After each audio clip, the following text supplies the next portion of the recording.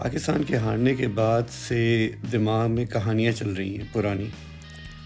और मैं ये सोचने पे मजबूर हूँ, मैं कई दफ़ा बोल भी चुका हूँ अपनी वीडियोस में, कि बाबर आजम और रिजवान ओपनर कैसे बने और क्यों बने।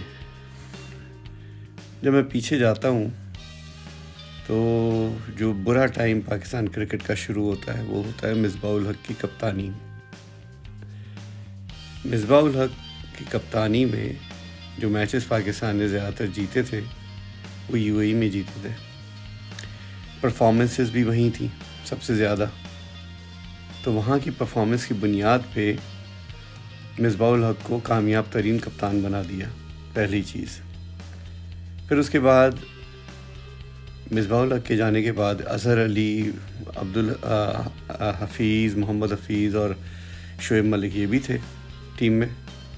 शोएब मलिक को तो पहले ये ट्राई कर चुके थे, हफीज़ को भी कर चुके थे, तो अज़हर अली को बना दिया। अज़हर अली जो था वो बेसिकली दूसरा बाबर आजम था, दिमाग नहीं चलता था उनका भी। तो उसके बाद लामहौला तौर पे आपने किसको बनाया? सरफराज को बनाया।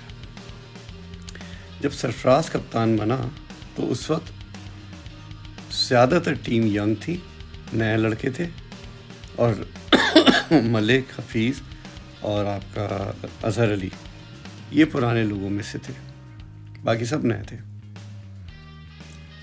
पाकिस्तान की टीम बहुत कमज़ोर थी उस वक्त, लेकिन फिर भी पाकिस्तान ने चैम्पियंस ट्रॉफ़ी जीती थी।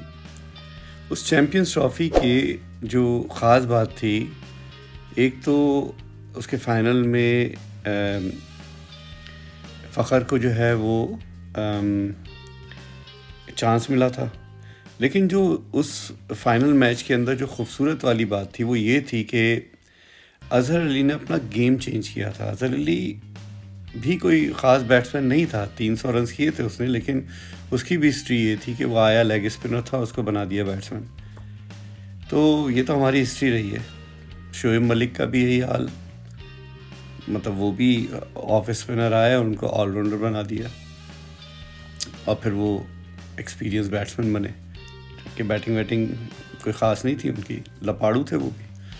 तो कहने का मतलब ये कि उसमें अज़हर अली ने अपना गेम चेंज किया था सिचुएशन के हिसाब से, क्योंकि एक्सपीरियंस था उसको।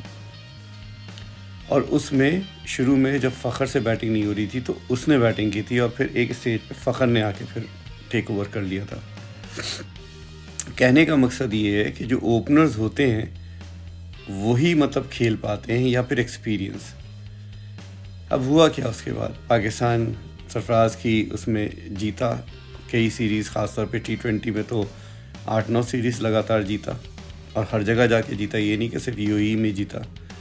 और उसकी कप्तानी में ये जितने भी यंगस्टर थे ये स्टार्स बनना शुरू हो गए, स्टार्स बने।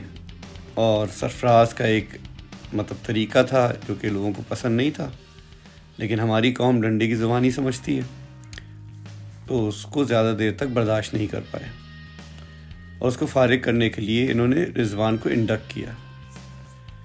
रिजवान डोमेस्टिक का परफॉर्मर नहीं था जब आया था, एज ए बैट्समैन इसको अंदर लेके आई, क्योंकि वो कीपिंग भी करता था, लेकिन उसकी बैटिंग के ऊपर सरफराज के होते हुए उसको खिलाते थे 2 डाउन पोजीशन पे। अब आप सोचिए कि डोमेस्टिक के अंदर अगर कोई मिडिल ऑर्डर बैट्समैन परफॉर्म कर रहा है, आप उसको नहीं खिला रहे, लेकिन रिजवान को, उसकी वजह क्या थी कि सरफराज को रिप्लेस करना था। फिर उसके बाद वर्ल्ड कप आ गया, और वर्ल्ड कप के अंदर जाने से पहले यूएई में एक सीरीज़ थी ऑस्ट्रेलिया के ख़िलाफ़, वहाँ सरफराज को इन्होंने बिठा दिया और शोएब मलिक को कप्तान बना के टीम को भेज दिया, और उसमें आपके रिजवान भी थे। कोशिश इन्होंने की कि परफॉर्मेंस निकालें ताकि फिर उसको जवाज़ बना के इसको हटा सकें। वर्ल्ड कप हुआ, वर्ल्ड कप पाकिस्तान हार गया। उसके बाद सरफराज के पीछे लग गए। सरफराज एक ऐसा कप्तान था जो अपने बारे में नहीं सोचता था, वो टीम के बारे में सोचता था, तभी वो कभी ऊपर आता नहीं था, ऊपर चांस देता था लोगों को, लेकिन लोगों को लगता था कि वो डरता है। जबकि उसकी जो परफॉर्मेंसेस हैं, जब वो कप्तान नहीं था, वो ऊपर ही आके उसने परफॉर्मेंस दी थी और रन्स किए थे उसने, लेकिन जब वो कप्तान बना तो वो टीम के हिसाब से सोचता था बाबर आजम उसी के दौर में, मतलब उसको रख रख के खिला खिला के बाबर आजम को किंग बना दिया। कहने का मकसद ये है कि उसको निकालने के बाद बाबर और रिजवान, जब बाबर ने टेक ओवर किया तो इनका जवाज़ नहीं बनता था T20 क्रिकेट खेलने का, क्योंकि इन दोनों के स्ट्राइक रेट बहुत लो थे।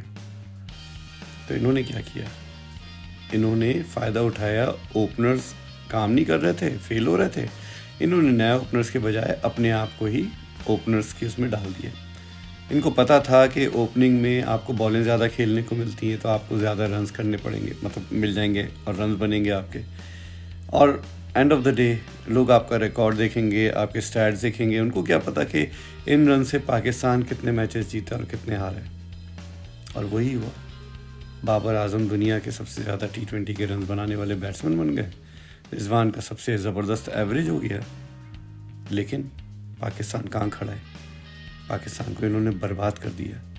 मिडिल ऑर्डर के अंदर बैट्समैन ही नहीं डाले इन्होंने सब आधे आधे रखे हुए, शादाब आधा, इफ्तिखार आधा, आपका अल्लाह भला करे और कौन है, फ़खर आधा, क्योंकि वो मिडिल ऑर्डर का है ही नहीं, वो तो ओपनर है।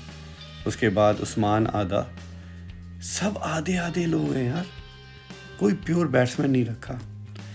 अब्दुल्ला शफीक जो कि PSL से लोगों ने देखा था उसको, और उसको पाकिस्तान टीम में लिया गया PSL की बुनियाद पे, और वो इतना अच्छा प्लेयर बन गया कि वो टेस्ट क्रिकेट खेल रहा है, वनडे खेल रहा है, लेकिन उसको T20 नहीं खिला रहे। क्यों? क्योंकि अगर वो खेलेगा तो इनका जवाज़ नहीं रहेगा खेलने का, क्योंकि वो ओपनर है। पाकिस्तान में आज भी कमी नहीं है भाई, अब्दुल्ला शफीक है, फ़खर जमान है, साइम अयूब है, 3 ओपनर्स हैं आपके पास। मूव करो, रोटेट करो, इनको निकालो, फेंको, ये आधे आधे जितने भी हैं ना, सबको फारिग करो, प्रॉपर बनाओ। विकेट कीपर हो तो प्रॉपर विकेट कीपर हो। अब ये वक्त है, पूरी टीम नहीं बन सकती है, नया कप्तान आ सकता है, नया विकेट कीपर आ सकता है, पूरी बैटिंग लाइनअप चेंज कर सकते हैं। बॉलर्स आपके पास बहुत अच्छे हैं, आपको सिर्फ स्पिनर्स डालने टीम में। फास्ट बॉलर्स आपके पास सही हैं, उनमें आपको ऊपर नीचे करना पड़ेगा। जैसे हारिस रऊफ़ हो है, उसको थोड़ी अकल दिलानी पड़ेगी, शाहीन आफरीदी को थोड़ी अकल दिलानी पड़ेगी। बाकी आपके पास बॉलर्स बहुत अच्छे हैं, आपको सिर्फ बैट्समैन चाहिए और एक अच्छा विकेट कीपर चाहिए। Thank you.